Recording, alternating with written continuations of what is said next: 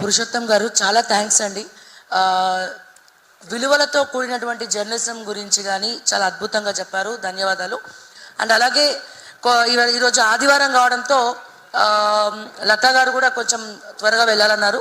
ఒకసారి లతా గారికి కూడా మరి ఆవిడ అభిప్రాయం ఏంటి, ముఖ్యమంత్రి గారు చేసినటువంటి వ్యాఖ్యలు కావచ్చు, యూట్యూబ్ పడుతున్నటువంటి కష్టాలు కావచ్చు, దాని గురించి రెండు విషయాలు మాట్లాడిన తర్వాత మిగిలిన అంశాల గురించి మిగిలిన వాళ్ళు కూడా చర్చిస్తారని చెప్పి మరొకసారి తెలియజేస్తారు.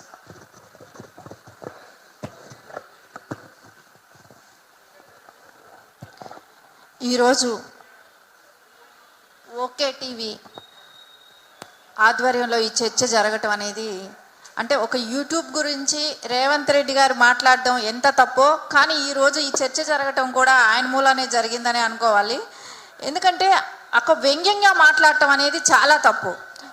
ట్యూబులు అంటాం, ఎందుకంటే ఇదే బేస్ చేసుకొని ఏ రాజకీయ నాయకుడి కన్నా ఏ పార్టీకైనా ఒక వేదికలాగా ఉంటుంది. ఎందుకంటే నేను గతంలో మొన్న ఎలక్షన్ దగ్గర నుంచి నేను చేస్తే రోజుకి 20 వీడియోలు చేశాను.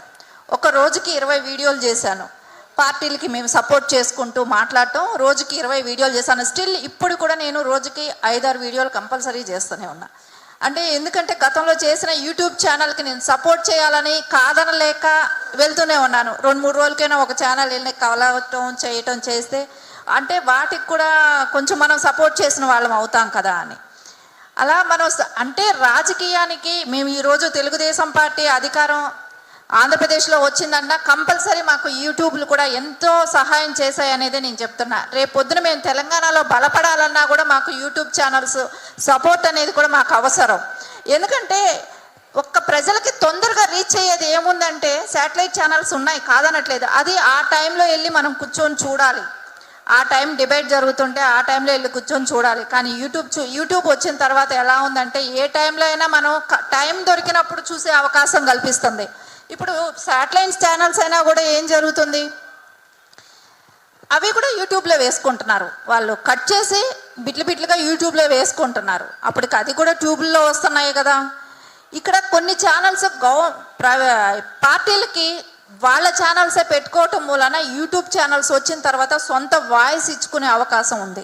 ఇక్కడ ఏంటంటే అందరూ ఇప్పుడు నేను చాలా వరకు యూట్యూబ్ ఛానల్స్ నేను వెళ్ళే ఛానల్స్ అన్నీ కూడా 30 సంవత్సరాల అనుభవం ఉన్న వాళ్ళు, జర్నలిజంలో 30-40 సంవత్సరాల అనుభవం ఉన్న వాళ్ళందరూ కూడా ఈరోజు యూట్యూబ్ ఛానల్స్ పెట్టి వాళ్ళు స్వచ్ఛందంగా, అంటే దానిలో వచ్చే నేనే ఇన్కమ్ గురించి కూడా ఆలోచించకుండా వాళ్ళకి ఎంతవరకు మిగులుతుందో ఏమో కూడా తెలియదు, కానీ వాళ్ళు ప్రజా సేవ చేయాలి, ప్రజల్లోకి ఎంతో అంత వాయిస్ తీసుకెళ్ళాలి అనే ఒక ఉద్దేశంతో వాళ్ళని ఖచ్చితంగా వాళ్ళు చేస్తున్న కృషికి మనం అందరం కూడా సపోర్ట్ చేయాల్సిన అవసరం ఉంది.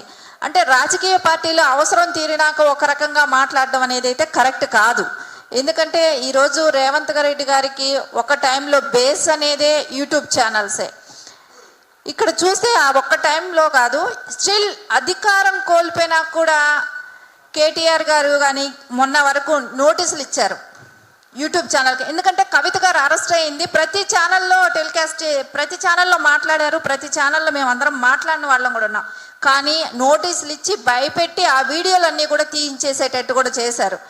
అది ఇప్పటికీ కూడా యూట్యూబ్లకి ఇప్పటికి కూడా స్వేచ్ఛ లేదు. ఎందుకంటే అవి చాలా చిన్న సంస్థలు, చిన్న ఇదిగా ఎదుగుతున్నారు. అలాంటి వాళ్ళని ఇప్పటికి కూడా రాజకీయ పార్టీలు కక్ష కట్టి వాటిల్లో వాళ్ళు టెలికాస్ట్ కానివ్వకుండా చూసుకుంటున్నారని అంటే ఏ రకంగా వాళ్ళు భయపెడుతున్నారనేది కూడా అర్థమవుతుంది. కానీ కొన్ని యూట్యూబ్ ఛానల్స్ ఉన్నాయి, అంటే థంబ్నెయిల్ ఒకటి పెట్టడమే కానివ్వండి, ఒక కరెక్ట్ కంటెంట్ కూడా ఉండదు దానిలో. అవి కూడా మనం ఆలోచించాల్సిన విషయం. అంటే ఏ బేసిక్న యూట్యూబ్ ఛానల్ తీసుకుంటారనే దాన్ని ఒక విషయం ఆయన రేవంత్ రెడ్డి గారు మాట్లాడింది తప్పని ఖండిస్తూనే ఇంకోటి కూడా మనం ఆలోచిస్తే ఒకటి కరెక్టే అనిపిస్తుంది. అంటే చాలా గొప్ప జర్నలిస్టులు ఉన్నారండి యూట్యూబ్ ఛానల్లో, కానీ కొంతమంది ఉన్న దానిలోకి కూడా యూట్యూబ్ అంటే తక్కువ అనే దీనికి వెళ్తుంది. కానీ అది కాదు, యూట్యూబ్ ఛానల్లో కూడా మంచి జర్నలిస్టులు ఉన్నారు కాబట్టి వాళ్ళకి ఏదో కొంచెం స్పెషల్, అంటే మిగతా వాళ్ళతో పోల్చకుండా వాళ్ళకంటే ఇంపార్టెన్స్ దొరికేటట్టు గవర్నమెంట్ ఏం చేస్తుంది, గవర్నమెంట్ ఏం చేయగలదు. కొన్ని ఛానల్స్ ఎలా ఉన్నాయంటే మొత్తం న్యూస్ కంటెంట్ ఛానల్స్ ఎక్కువ ఉన్నాయి, వాళ్ళ మూలన న్యూస్ చాలా ఈజీగా చేరుతుంది ప్రజలకి. అలాంటి ఛానల్కి గవర్నమెంట్ ఏ విధంగా ఆదుకుంటారు అనేది ఇక్కడైతే ఖచ్చితంగా గవర్నమెంట్స్ ఎంతో అంత సహాయం చేస్తే ఆ ఛానల్స్ నిలబడే అవకాశం ఉంటుంది.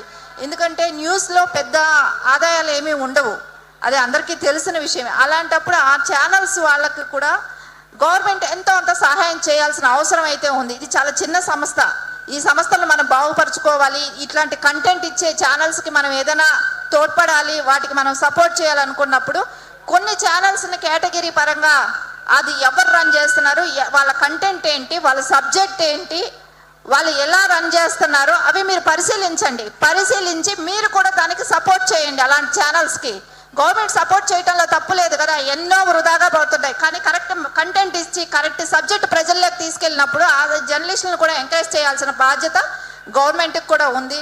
మీరు అందరూ కూడా దాని గురించి ఆలోచించి దాన్ని మీరు గవర్నమెంట్ వరకు చేరవేశారనుకోండి, రేపు పొద్దున ఇట్లాంటి న్యూస్ మూలాన ప్రజలకు ఎంతో ఒకటి మంచి జరుగుతుంది.